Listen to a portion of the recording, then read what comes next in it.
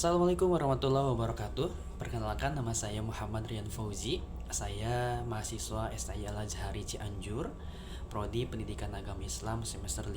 Di sini saya akan mempresentasikan desain dan juga perencanaan pengelolaan kelas yang saya buat.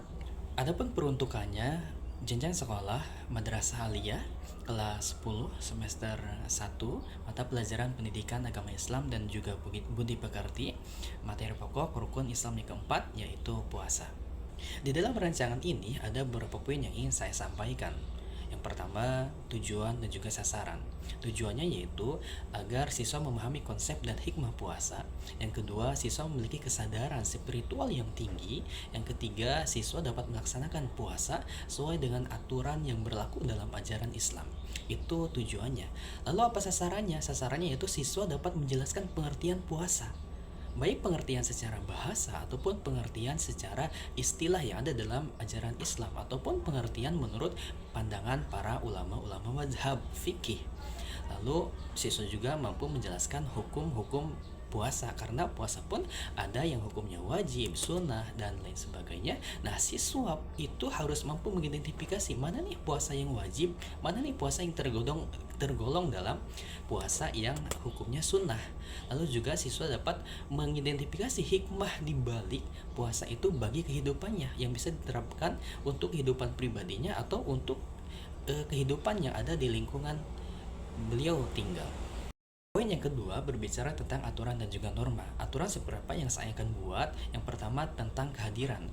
Siswa itu wajib hadir tepat waktu. Misalkan masuk jam 7, maka siswa pun harus masuk tepat jam 7.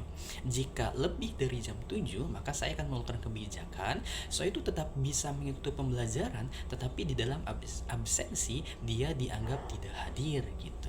Yang kedua, penggunaan pakaian. Nah, pakaian yang digunakan oleh siswa itu harus rapih dan juga sesuai dengan norma agama, misalkan menutup aurat untuk laki-laki dan juga perempuan. Yang terakhir, penggunaan ponsel.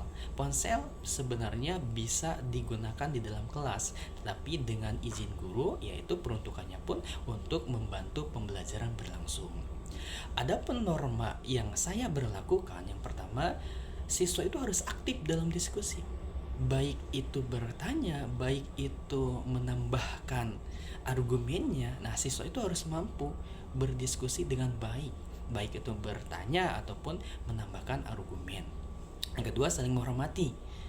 Di kelas itu pasti perbedaan ada, baik itu dari segi kebudayaan, ekonomi, dan sebagainya. Nah, siswa itu saya harapkan harus mampu menghormati keadaan siswanya yang berbeda dengan situasi yang dia miliki gitu. Lalu siswa mampu bekerja sama, empati, dan juga perhatian terhadap teman sebayanya. Terakhir, saya itu harus mampu disiplin dalam hal apapun, baik kebersihan, baik ketertiban, dan lain sebagainya. Ketiga, berbicara tentang struktur kegiatan. Ada 3 poin. Yang pertama, kegiatan pendahuluan. Kedua, kegiatan inti. Ketiga, kegiatan penutup.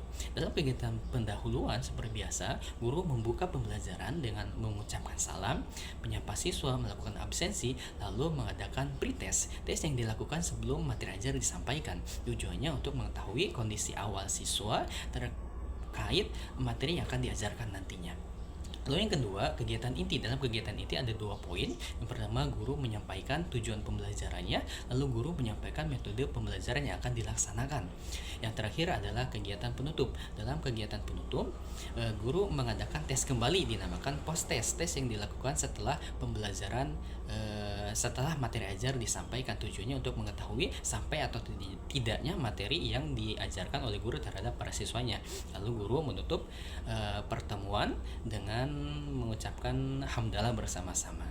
Selanjutnya, tempat duduk. Nah, saya akan menggunakan formasi meja pertemuan. Kenapa? Karena metode pembelajaran yang saya lakukan itu mengharuskan para siswa untuk duduk berkelompok.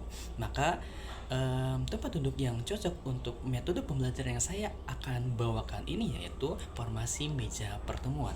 Poin selanjutnya berbicara tentang pengolahan disiplin. Ada 3 poin di dalamnya. Yang pertama, perencanaan, penerapan, dan juga evaluasi.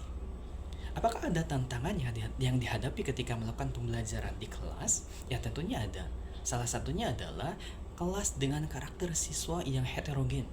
Setiap siswa memiliki karakter yang berbeda, setiap siswa memiliki kecerdasan yang berbeda. Nah, untuk mengoptimalkan setiap karakter yang berbeda, setiap kecerdasan yang berbeda, maka harus menggunakan metode pembelajaran yang variatif di dalam setiap pertemuannya. Guru tidak boleh dalam situasi kelas yang siswanya heterogen, guru hanya menggunakan satu metode saja, itu sangat dilarang.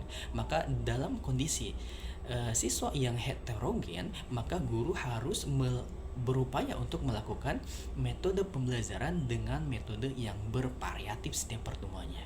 Poin selanjutnya berbicara tentang evaluasi. Evaluasi apa yang saya akan gunakan? Ada 3 evaluasi yang saya gunakan. Yang pertama, pretest dan juga post-test. Yang mana pretest itu dilakukan sebelum materi ajar disampaikan, post-test dilakukan setelah materi ajar disampaikan. Lalu yang kedua adalah ujian tengah semester, yang terakhir adalah ujian akhir semester. Berbicara tentang pengayaan, itu dilakukan terhadap siswa yang memiliki nilai akademik yang cukup rendah. Maka yang dilakukan terhadap siswa yang seperti itu yaitu dengan memberikan bimbingan khusus kepadanya. Poin selanjutnya berbicara tentang pelatihan. Ada 3 hal yang saya akan terapkan. Yang pertama, latihan bekerja sama dalam kelompok atau komunitas. Yang kedua, latihan dalam berpikir kritis. Yang terakhir, latihan public speaking, berbicara di depan umum. Sekian rancangan pengelolaan kelas yang saya buat. Kurang lebihnya mohon maaf. Terima kasih atas perhatiannya. Wassalamualaikum warahmatullahi wabarakatuh.